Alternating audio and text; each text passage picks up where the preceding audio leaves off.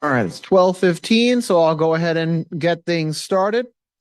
Good afternoon and welcome to the Alfred University Bergren Forum. My name is John D'Angelo, and I am a professor of chemistry and the coordinator and host for the spring 2025 season of the Bergren Forum. This is episode 10. Today's date is Thursday, April 10th. And for those of you attending the forum online, here in Western New York, it is a chilly, overcast, rainy, cloudy, snowy, infamously second winter kind of day. But inside Nevins Theater or the Powell Campus Center, it is cozy and the coffee and tea are hot and free. Before starting, we have a few announcements. First, next Thursday's forum will be given by Reza Mirzai. Reza's talk will be on post-war Iranian art. There are some other events this week to announce. There will be an aromatherapy event later today from 5 p.m. until 6 p.m. in the Judson Leadership Center. Participation is limited to 20 people, so RSVP soon on AU Connect. There will be a theater production of Macanal Saturday starting at 7:30 p.m. in the C.D. Smith III Theater. Also on Saturday, there will be a Passover Seder from 5:30 until 8:30 p.m. in the nightclub. There will be a self-defense workshop in the yoga room of the Annex at 11 a.m. on April 12th. That same day, starting at 9:30 a.m., there will be a Future Saxons Day in the Joyce Walton Center. Make sure to welcome any future students you see. Starting at 6 p.m. on Saturday the 12th, there will be two art shows opening. First, in the Fosdick Nelson Gallery, Natalia Velez Carrero's Carried Into Tomorrow, and second, David Park's Gray Area in the Cohen Gallery.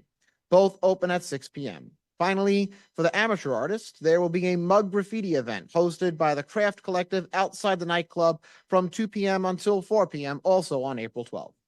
Without further ado, today's forum will be given by a group of local public librarians to be introduced by our moderator, our very own collection management librarian from Scholl's Library of Ceramics here at Alfred University, Maria Planansky. The title of this panel discussion is Struggles of a Public Librarian in an Era of Book Bans and Budget Cuts. I'll now turn the floor over to my librarian colleague, Maria Planansky. Take it away.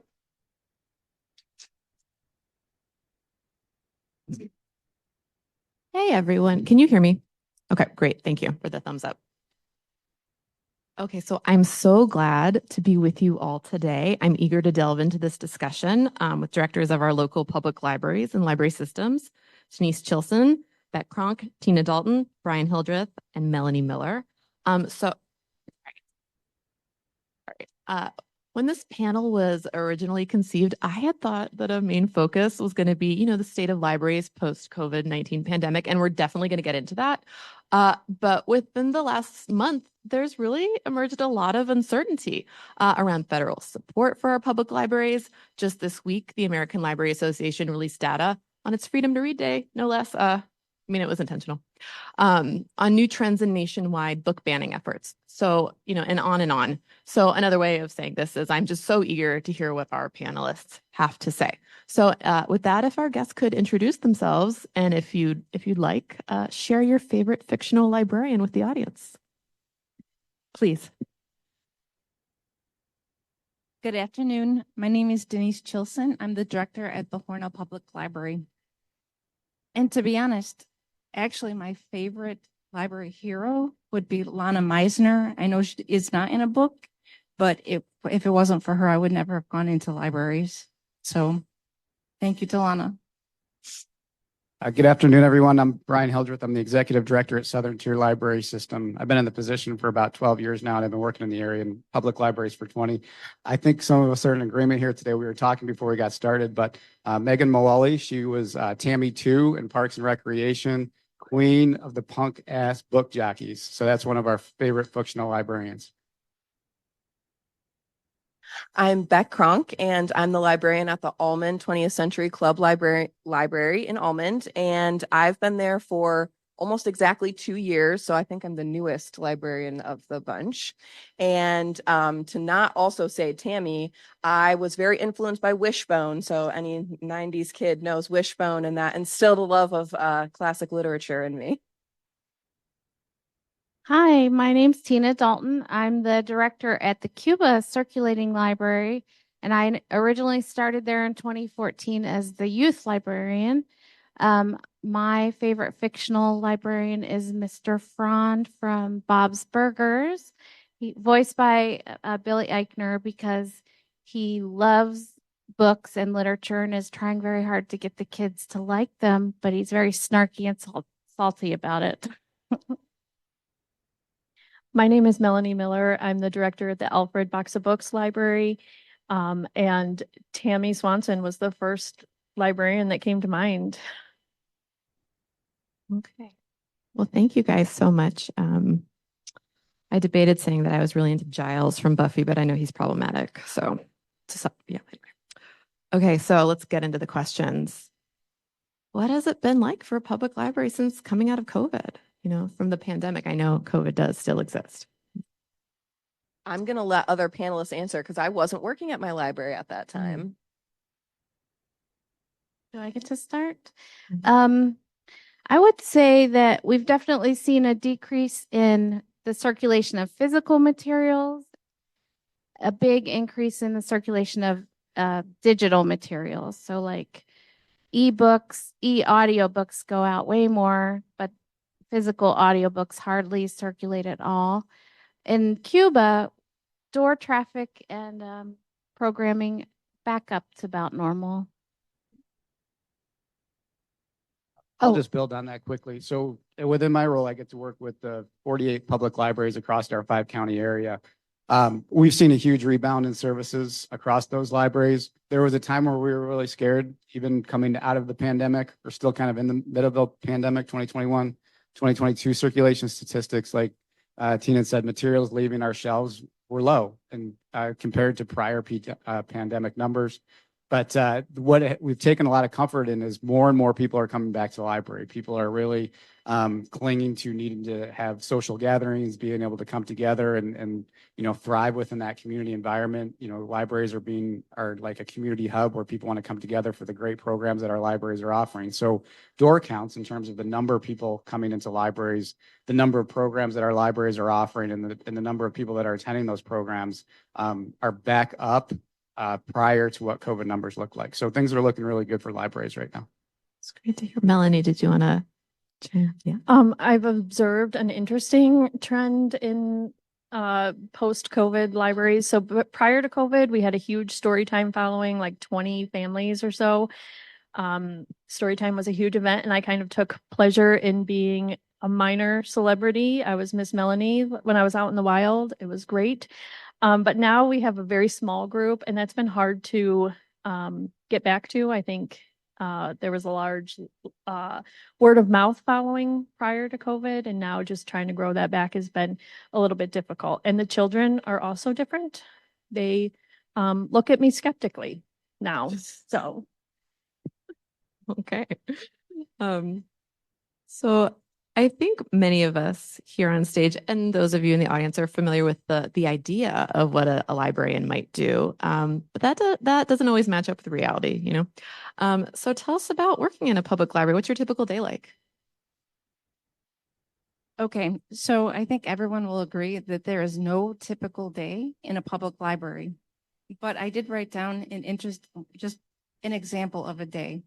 So I was on a Zoom call with our lawyer, and we were trying to figure out how to fix our board of trustee term creep. And that was kind of complicated. So we were working on that. But I was also texting with our IT guy because none of our printers were working all at the same time. And then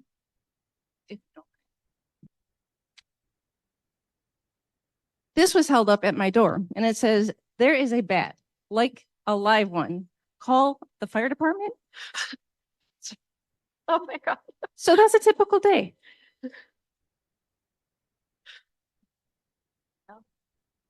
So I was trying to brainstorm, like, what's a typical day? And this is what I wrote down that I had done this week. Monday, construction materials arrived. Worked on community survey. Tuesday, wrote a grant. Wednesday, chamber meeting and ran book club. Thursday, I'm here. And tonight, hosting board game night at local bar. Friday, help at book sale with the friends and attend ALA webinar on how to protect library funding. So it's just the one thing I love about this job is every day is different. You're not going to get bored in this job because it's the same thing year after year. It's always different. And that's my very favorite thing about this job. So my job is a little different than these other librarians. So I'm one of two directors. So my library actually functions with two directors, and I'm the director of programming and outreach. So my day sometimes looks a little different compared to my coworker, who's the director of internal operations. So they deal with a lot of circulation things, and I deal with programming, which is also code for hanging out with any of the kids who come through the doors. I do a lot of crafts. So, and again, it depends on who comes in the door. So I might have a slow day through the door wise, and then I'm writing grants and working on social media posts or doing research on a program or things like that. But then if it's a busy through the door day and it's checking books in and checking books out and hanging out with kids, conversing with families, that kind of thing. So, but kind of same as everyone else, it really is different every day. We do a lot of different things. Okay, thank you guys. So, peering behind the curtain, how do you guys select books and other materials? And also, what is like a super hot, what's an in-demand item or popular topic in your library right now? I will say a popular topic right now is rabbits. We have a rabbit visit coming up, and the kiddos are looking forward to rabbits. And we discovered we didn't have a lot of rabbit books. So that's also how we choose books, though, when we notice a gap in the collection. But how I select books, I read a lot of reviews from the New York Times Book Review, Book List, Library Journal, School Library Journal, Horn Book, just reading lots of reviews. I think that's a myth about librarians that we get to read a lot for pleasure. Mostly it's just book reviews. In Cuba, we're a popular materials library. We're a lot closer to St. Bonaventure University than to Alfred. So occasionally we get professors come in and they'll ask for scholarly material. And I say, here's our stacks of James Patterson books. We don't have scholarly materials, guys. So I really try to involve all my staff in picking out books for the collection. And so they'll come to me with suggestions for purchase, and that really helps round out the collection. I try to take suggestions from the patrons as well. And I do the same thing as Melanie, using the professional collection development journals. But sometimes my staff will come with suggestions so that are not in those. They're just mentioned on Book Talk or on the bloggers. One recently was this book called I Kill Killers. That was not mentioned in Library Journal or anywhere else, but my community loves it. They're like, where's the next one? Let's get the next one. So, things like that the staff brings to my attention really is hot sometimes. That's great. I was hoping someone would explain to those of you in the audience who may not know, what is Book Talk? Oh, it is people on TikTok talking about books. But often TikTok books are very trendy for a very quick moment and often fall into really like kind of niche categories, like a specific kind of romance category, like sports romance is a popular one on TikTok. And a lot of times, for lack of a better way to say it, they're maybe not the most academic of books. It depends on the corner of Book Talk you're on, for sure. I was going to say that one popular item at our library that I really specifically want to say is, especially for middle grade readers, are graphic novels. Graphic novels are having a continued big moment.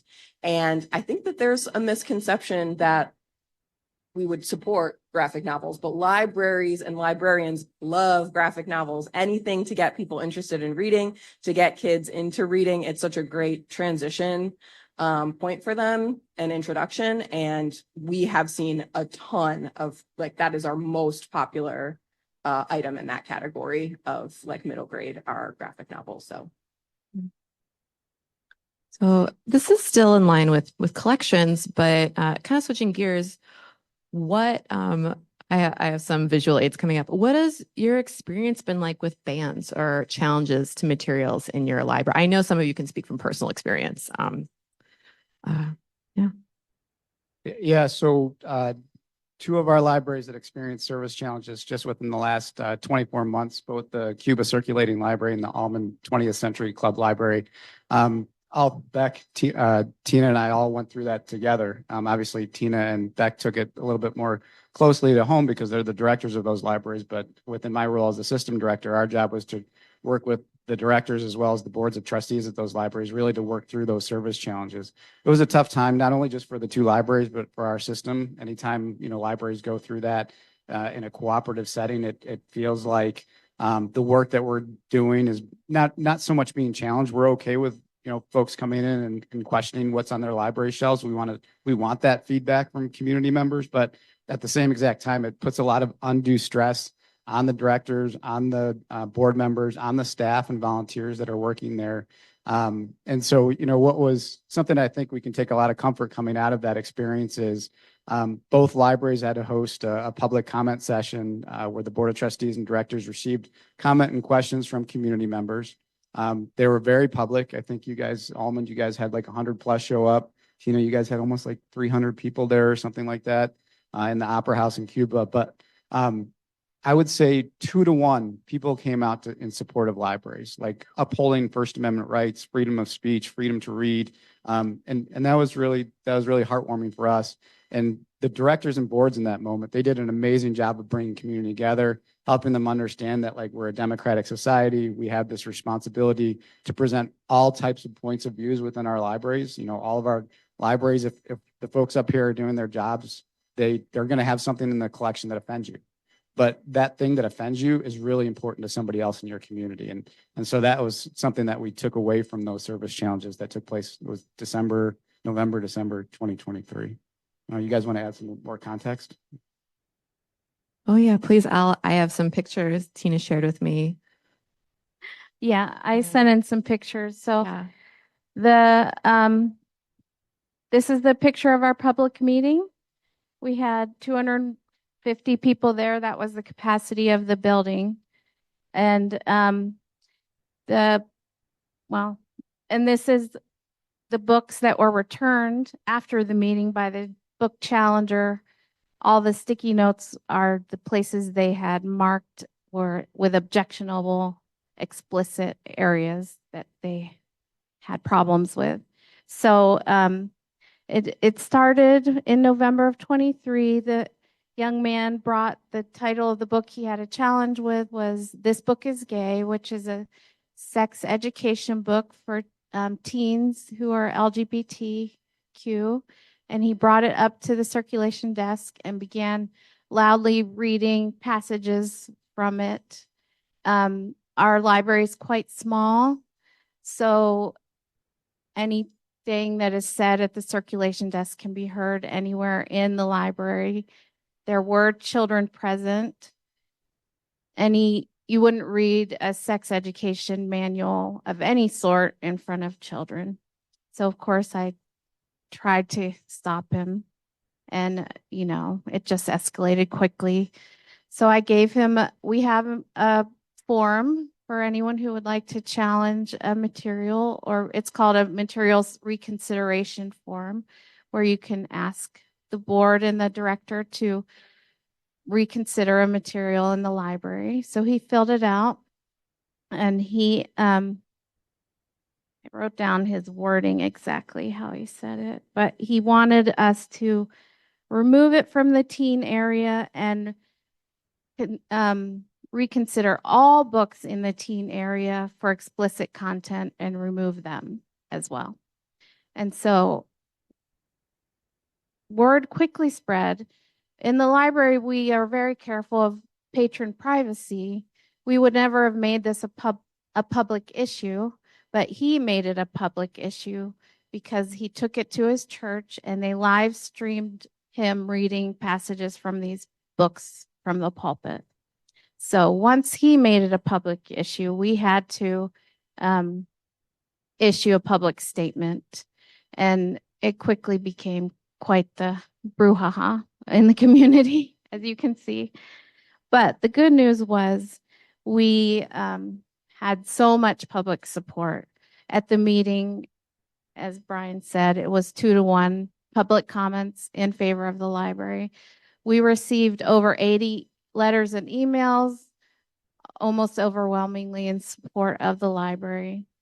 So after the public meeting, the policy we had in place left the decision up to me. So we received 2 more written challenges at the meeting. So I had 3 books to reconsider. So I went through that process and decided that they were all appropriate to leave in the teen section. And I sent them all the patrons letters notifying them that we were leaving them in the teen section. The next step would have been for them to appeal to the library board, but none of them took it to that step. I think they saw the overwhelming sentiment in the community. So that was the end of it. I think the hardest part is after that, all these people who are so riled up in the community, you still had to see them as your friends and neighbors in the community. And, someone who sent me an email telling me I should drown with a millstone around my neck. Well, now they're still coming into the library and I have to treat them as a, hi, how you doing? Can I make your copies for you today? That's been tough, but we got through it and now we're just back to regular old Cuba. So. Beck, did you want to share your experience in Almond? Thank you, Tina. I appreciate that. You can also switch mics with, yeah. All as well. Yeah, so our process at Almond for receiving a challenge would be really similar to Cuba's as far as we had a patron who our situation was a little different because the book that was being challenged was a children's book. So it was Granddad's Pride, which has a companion book, Granddad's Camper, and they're both very cute, very I love the art in both of them. And they were new books that had been purchased recently because it happened to be Pride Month. And so they had been purchased recently and they were on our new shelf in the kids area, which is front facing. So all the books are front facing. And so they are a little more obvious than, a book in the stacks that you'd have to sort of intentionally go and see. But it was appropriate for Pride Month and that's how we treat all of our new books so that kids have a chance to see and parents to see what's new. And a child had seen the book and did not like it. The child felt uncomfortable about it. And so their grandparent, who is the person who lives in our community, is the one who formally filled out the paperwork as a challenge to that specific material. But similarly to the way Tina described, there's like a paperwork process. So they submitted the form and we went through all the sort of different levels of the process and they actually did. So we had me and a few of my board members were part of like a committee that read through the material and read through their paperwork and made a decision to keep it on the shelf. And then they continued to sort of push back. And so that also resulted in that community, I guess a board meeting, a community meeting. And we had a lot of support. I would say, like you were saying, 2-1. I think ours was even higher than that, to be honest, in support of the library. There was actually very few who were not in support of the library. And that was a really encouraging, actually, because as a board member and as a librarian sitting there, you can't say anything. They get their time to speak and everyone just goes through and you can't respond really. And so you just have to sit there and listen to what people say. And the negative stuff is really difficult to hear, but there was an overwhelming amount of positive things and support. And I actually was able to attend Cuba, so I got to see theirs as well. And we had multiple librarians or like STLS people from our system who were in support at both things, and that felt really encouraging. And ultimately, we kept the materials on the shelf, and the patrons who had said we are never stepping foot in this library ever again have since been back. And so, and they've used the library since then. And so, it's not a fun process. It's a really long process, and it does feel very stressful. But at the end of the day, I'm really proud of our community, and I'm really proud of our library. And I mean, I'm sure Tina feels the same way about CUPA. I'm proud of our system for following the procedure, but standing up for books and everyone's access to, right. It might not be the right book for you or your family, but it is the right book for someone else in their family, and they should have access to it as well. So. Thank you. Next is a question a little bit about the spaces in the library. So any public space or organization has to think about safety. Okay? And safety can mean a lot of different things. So are there any new measures you've adopted to keep the libraries or library workers safe? So I will go, since I have the microphone, I'll go ahead. We did recently get cameras as well as window locks. If anyone is familiar with the way our building is, we have like ground level sort of windows. And we did have an incident with a non-dangerous unhoused person who needed a spot to hang out for a little while and had decided that the library was a good place to do that. And so since that incident, we have taken some measures to ensure that that doesn't happen again, including like a camera so you can see who comes through the front door, and some cameras in our downstairs, which is helpful because our circulation desk is upstairs and often there's only one of us working. And so it allows us to see what's happening in our downstairs while we're upstairs, as well as obviously when the library is closed. So those are just sort of some of the basic measures that we've taken. So I recently met with the captain of the Hornell Police Department, and we did a walkthrough, and we talked about what we would do if someone did come in who had a weapon or got too much into our space. And so we took a lot of time like looking around, what would we do? What's the first step? And then what do you do if it escalates? And I have a staff meeting coming up actually tomorrow, and we'll be going through it. I can't go into the details, but I know that people at my front desk, I happen to have some younger library workers. I think that they'll feel a lot better about having those steps and probably walking through it. I've had some issues with patrons following some of these people, some of the younger people to other parts of Hornell. Like if they're done with work, they go to the Y. And so I've had discussions with these patrons. That seems to have helped.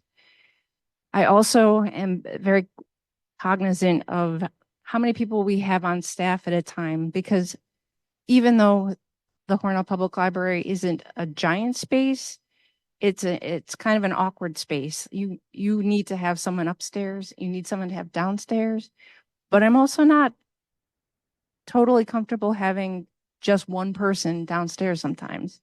We are in a residential area, and we do have unhoused. We have people who come in and maybe they're having a mental health issue. It's not every day, but when it happens, you really need to be prepared. And if you do have steps, then it's a lot more smooth sailing going on. We have cameras. I don't have them up all the time because I do try to keep people staffed.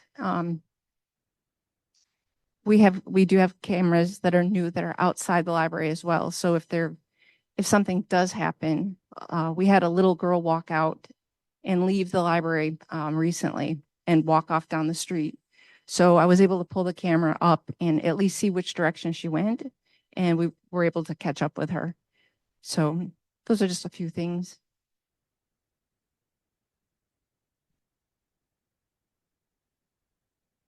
Is that on? Okay. We have a protection of children's and vulnerable adults policy that we adopted to protect both staff and children and this went into effect after we had a attempted kidnapping in our library. This was during a supervised social worker visit. So libraries are a free space, and we didn't know we were having a social worker visit that day. They didn't call us and tell us we were having it. So we had no way of knowing that this explosive situation was coming into the library. And before we knew it, all this was happening. Someone was snatching a child. The social worker was trying to block the door with her body, and it all got caught on camera. We also have a camera policy which states that in order to protect the confidentiality of our patrons, we don't turn footage over to the police without a subpoena. So that was another complication in this situation. So we have a lot of policies to protect both the staff, protect the patrons. We have our sexual harassment policy. I really take not only between the staff is that important, but I use that policy to protect the staff from sexual harassment by patrons. And I've banned patrons for sexually harassing the staff before. Of course, our patron behavior policy is important. I'm all about policies. Yeah, it's important to create a safe space so that people feel safe coming to the library. I mean, it's a free space. You want everyone to feel welcome there and safe there. Okay. All right. Thank you. We're switching gears a little bit. The policies do help serve the communities. They do. Aside from those, what are some of the ways that local public libraries serve our communities? So I've recently been thinking about this quite a bit, and I think, there's a myriad of services that we offer, but I think one of the biggest is just togetherness, offering opportunities for people to come together, whether that's through partnerships that libraries create with other local organizations or groups within the community, or bringing different types of people together at a program that might not normally interact. And I think that's probably one of the biggest things and most important things that libraries do, and that we will continue to do as things get more challenging for us. I'll go next. So as somebody gets to kind of see the big picture and see all the different types of services that all of our libraries offer in our system, as well as outside of our system across New York State, we're getting outside the four walls of our libraries. Like, we're doing a really good job of providing outreach. And I've been working in libraries for more than 25 years now. The type of services that we offer today are very different than the types of services that we offered when I first started out. You just heard the stories that we were kind of telling based on the last question in terms of library safety. Our collections have changed tremendously. Like, we're not just checking out library materials, we're checking out library of things. Like, we're trying to put resources into the hands of community members, whether it be DIY tools or, backyard games for the summertime, or, putting together like an outdoor movie theater so people can come together and watch a movie outside. Like Melanie said, we're just trying to bring people together to do a lot of different things.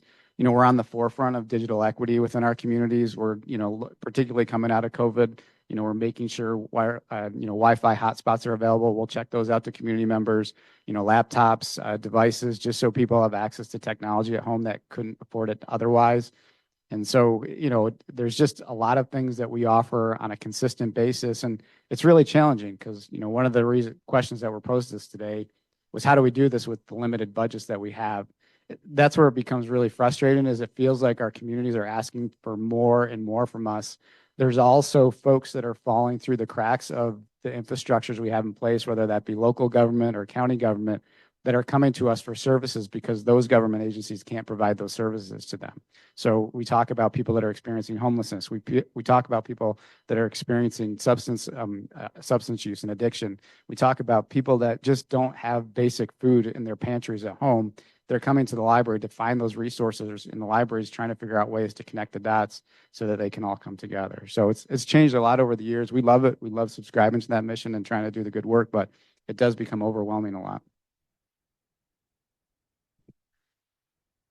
So outreach is, I think, one of the most important things that we do at my library, and we do it in a lot of different ways. And one of the things we're working on right now is building a bookmobile to make that easier. And we're very excited about it. I'm actually like going in and building the shelves, but I'm helping. So I'm very excited about it. We do outreach to assisted living. So what we have been doing is like filling up some totes, and we have a little wagon, and we set it up kind of like a book fair almost, and people can roll around, and they're very robust readers, and it's probably my favorite day out of the month. We're also adding a couple of daycares. So these larger daycares in Hornell, they can't get to our library. So I have a librarian that's going out and doing daycare, doing reading books and doing all sorts of like STEM activities with those daycares because they can't make it in. So meeting people where they need to be since they can't get into the library. But we're also a spot for a lot of different groups to come in. And I did write them down so I wouldn't forget. But we have people who come in for tutoring. We have people who come in to do their PT. We have people come in for supervised visits. We have ARC come in. That's another actually exciting day for me. They come in and they get out our recipe books and they write a recipe, and then I think they do budgeting to go along with it, and then they make the food. So we also do a lot of tech help. I'm sure you are doing that too. Everything from phones to how do I get into my email because now I have to file online. Yeah, e-government. And recently we've been doing, actually, there's been an uptick of requests for tax forms and things like that. So, some of the stuff is really exciting. Some of the stuff, it seems like it's boring, but it's so necessary.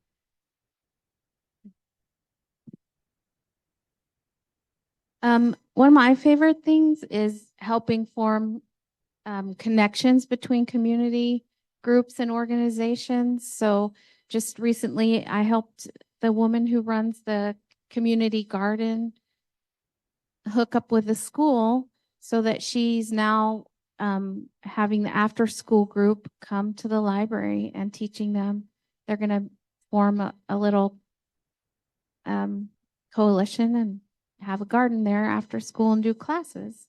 Another connection I was able to put together was the hospital with the Alzheimer's Association so that they can come and do presentations there. And then SNAP Ed, and also with the Grow It Forward group. So just all these people, they come to the library and they say, do you know someone who can help me do this? And I'm like, yes, I do. So that's one of my favorite things about the library. And then we just do lots of programs to try and teach people self-sufficiency. So some of the programs we did last year were on financial literacy, cooking, first aid. We did a whole series on gardening and composting, nutrition. So that's some of the things we try to do at our library.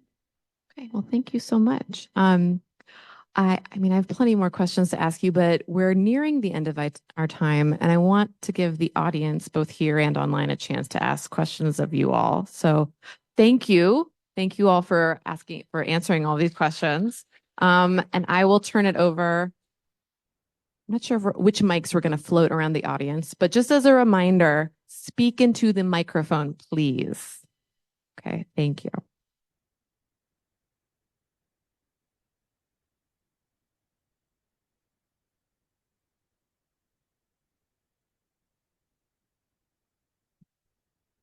Yeah, I have kind of two questions that are related.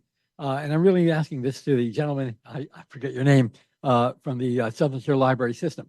Who makes the decision to order books? Is that made by the system, or is that made by individual librarians, at the different libraries, or is it a combination? So all of our libraries are autonomous. There's 44 libraries across the 5-county area. They all have their own autonomous library boards, and all those library boards set their own policies. So through the stories that you heard up today, each one of these directors, in partnership with their library staff, they're making the determination as to what books are being placed on the shelf. That's not done centrally at the Southern Tier Library System or our headquarters. We certainly are involved in other aspects of collection development. So like we facilitate the digital collection. So if you're checking out ebooks or downloadable audiobooks or electronic magazines, we have selectors at our library system that are doing a lot of that, but we're also getting feedback from the libraries. So in that sense, there is some partnership there in terms of what's on the shelves. My follow-up question, which is related to this, is, in light of, we have an administration now in Washington, which is in many ways anti-intellectual, anti-scientific, and so forth. Going back to the questions that was asked about banning books and so forth, is there a tendency to simply not order a book, which is likely to, stir up members of the community, which is likely to lead to more controversy? I just to narrate for the people. Yeah. There are a lot of head shaking going on. No, I don't think there's hesitancies. Melanie did a really good job of taking you through the process of how collection development works. It is very much a science, but it's also an art. But at the same exact time, I talk with all 44 directors in our system. We have really good conversations, and I don't think there's any director that is hesitant to put something on the shelf because they're worried that they may end up in a public meeting that was like that photograph that was up there. Look, we subscribe to core values. We recognize the Library Bill of Rights. We subscribe to the First Amendment, the Fourth Amendment when it comes to privacy and intellectual freedom and freedom to read. So I don't think there's any one of us that are holding back. Yeah, I would add that sometimes we actually are doing that exact thing. We see a gap in our community and in our books, and we want to make sure that we have a diverse collection. And so we will intentionally fill that gap, even though we know it might be a category that might get some pushback. At least in my library, that's been true. And like I said, that particular book was a part of a big group of books that were ordered to fill out our children's collection that represented other types of families that weren't previously being well represented in our collection. And we felt that that was important to fill that out. And we knew that there was a chance that there would be community members who did not agree with that. And, we did it anyway. And, that's not the only category that would be true in, but that's just a good example of my library specifically doing that exact thing. So the phenomenon you're talking about is called self-censorship, and it is an issue that is prevalent in librarianship. And it's something I think that everyone tries really hard to be aware of when they're ordering. And it's always something you need to think about, that you don't fall into that trap, because it's easy to do. And I will say it doesn't have to be nefarious. I don't read fantasy novels, so I read reviews about fantasy, but I don't know what makes a good fantasy novel. So I have to reach out to other resources. Like we just got a board member who is always recommending fantasy novels to me for purchase for the library. And so that's another way that you can do it. But I think once you've been in the job long enough and you get to know your community, you get to know their likes and dislikes. I think that's what makes it important that each individual library is purchasing for themselves, because every community is different. So we're able to curate our collections to meet the needs of the community. And we're there to serve the whole community. And I just go back to that over and over again. Thank you. I think Emrys had yeah. Yeah. Could you give us a rough account of where the funding comes from, a breakdown of the funding for local libraries and the amounts involved?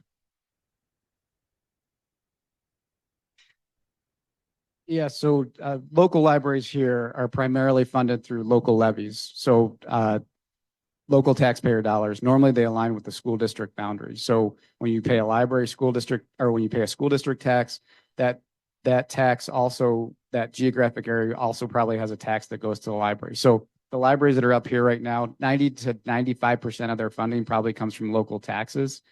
They also get a very small amount of aid from New York State. Our library system, about 60%. So in our library system, my offices, my workers, not the local libraries, about 60% of their aid comes from New York State. So we rely heavily on New York State aid at my system so that we can provide direct services to the local libraries. And then, I want to make sure that we mention this before the end of the day, because obviously we saw the Institute of Museum and Library Services dismantled just literally within the last 2 weeks. Our state library, who provides direct services to our library system and indirect services to our local libraries, it receives $8.1 million through the Institute of Museum and Library Services. That's federal aid. Right now, we've learned that other state libraries have received that cut in aid by 100%. So what will end up happening is, if that cut comes to our state library, which we believe that is what's going to happen, we just haven't been notified by it yet by our state library, they're going to have to lose about 60% of their workforce. So fortunately, our local libraries are protected. So take comfort in knowing that you will see your local library's doors remain open, regardless of what's taking place at the federal level. But there is going to be a huge ripple effect based on what's taking place right now at the federal level, and how the state library provides services to the library system, and how the library system provides services to local libraries. 60% of the workforce. We love working with the state. They're a little bit slow, but we love working with the state right now. Can you only imagine how slow they're going to be when they lose 60% of their workforce? I'm working with them on a daily basis to administer funding programs and service programs to local libraries. I have no idea what that's going to look like in the next few weeks. As a quick public service announcement on the note of the vote, although the vote does take place on not just the same day, but the same piece of paper as the school budget vote does, they are completely unrelated votes. There was a nearby school district. I learned at our board meeting just this past Tuesday, there was a nearby school district that a couple of years ago started to separate that vote from the school budget vote, because people saw a big number for the library, and as a result just voted no on everything, and everything ended up failing. And we're not at that point in Alfred Almond, but I think that's because we have a community that does understand that those are different. But just in case you're in the community and didn't know, they are indeed separate votes, even though they're on the same piece of paper. I think we have time for one more question, or maybe two. I also have my arsenal up here of questions, but I want to leave a chance for you all. Well, then I'll give you the last question unless somebody has one.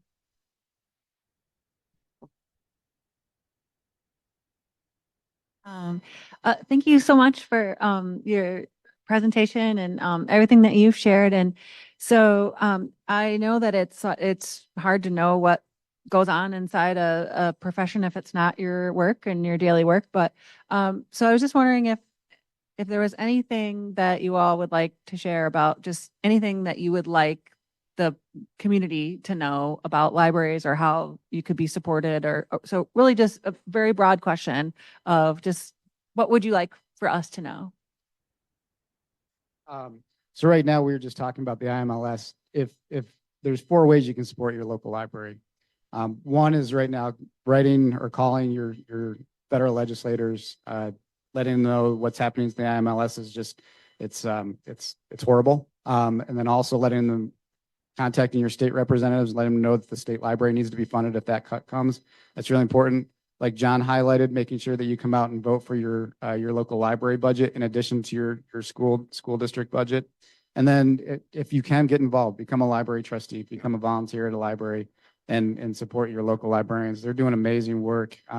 It's more complicated than you would think. We're not babysitting books. It is hard, stressful, rewarding, fun work, but it requires a community to make it all happen. I would also say, maybe instead of buying your books off Amazon, check out your local library. And we have ebooks and whatnot. Come in and check out what's going on in programming. We would love to see more people.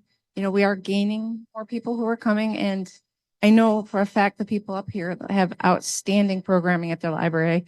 I subscribe to all their newsletters. Yeah, so one thing I would say is if you think that there's nothing at the library for you, you're probably wrong. There probably is something at the library for you, whether that's a program, a book, a DVD, an activity, a space to meet, whatever that looks like for you. We probably do have something for you. And if we really don't, if you come to one of our libraries and you think there's just really not anything for me here, tell us. We want to know. We want to serve our communities. We want to provide things that people want. And you don't know what you don't know. So if we have people all the time like, hey, I wish you had this, or hey, do you know about this? And I just had someone inquire about a babysitting course. I was like, okay, I don't currently offer a babysitting course. I'll ask around, I'll see what I can do. And I'm going to look into providing a babysitting course because a patron asked about it. So we want to know what you want to see at our libraries. And you don't even have to be a trustee. Use the library at all. That's our numbers matter. That's what helps support, funding and proves that we are relevant. So, even if you have very limited amount of resource socially or whatever, use your library, whatever that looks like for you.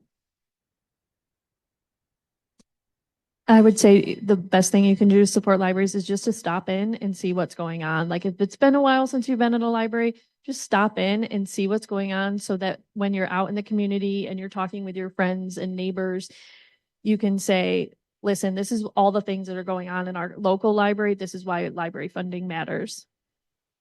Okay, and then I think there is I have another. one important last question. My colleague Gary and I have a common problem. We have far too many books for our space we've got available. So my question is, do you welcome book donations?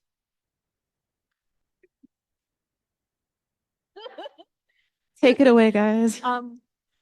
Yes. Really? Sometimes. Okay. Be honest. I don't want to we get a lot of requests for donations, so we're very selective about the items that we might choose. How they've been stored, so they're not smelly. Yes, but the short answer is yes. And if you want to donate to the libraries, you can talk to one of us.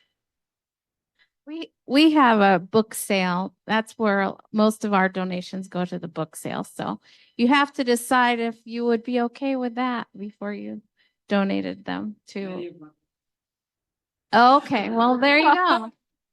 From the next person, long life of a book. It's poetic. Yeah, for our library, especially right now, we generally say no because it comes down to space for our library. We don't have space for donated books. We are already having to do aggressive weeding to get our new books space on the shelf. And part of that just comes with collection management and the physical space that you have. We don't have storage space, so we can't even support a big book sale like some libraries can because we don't have anywhere to long-term store books that we would pull out once or twice a year for a book sale. So, and I think that's true of a lot of libraries. We just don't have the capacity. So we every once in a while will take really selective materials, but it does depend on the condition that they're in. If it's filling, like we had said, if it fills a gap in the collection that we have, if it's a, kind of a niche subject and it's a high quality book, then yes, we might take one or two, but we have people who will drop boxes of books off and we just kind of pass them on to the next thing because we just don't have the capacity to add them to our collection.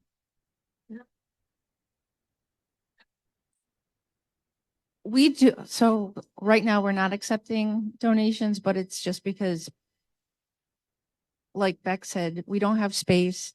We'll get someone will call and say, we're winding up in a state.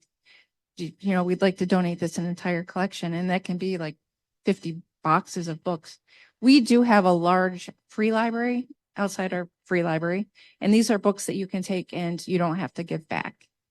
So when that gets, when we start to see holes in that, then we kind of open it up and take take donations. So we can either, we look at them, see if we can add them to our collection. And if we can't, then we make sure that they do get a good home. It's a great question. I will offer to you all in the audience that donations are a blessing, and just like that's so nice to think of libraries. And also there are other places besides libraries to donate to.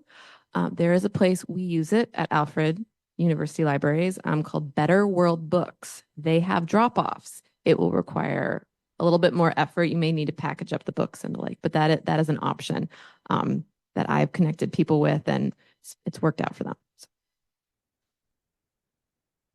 Well, with that, thank you all. Thank you all. And see everybody next week.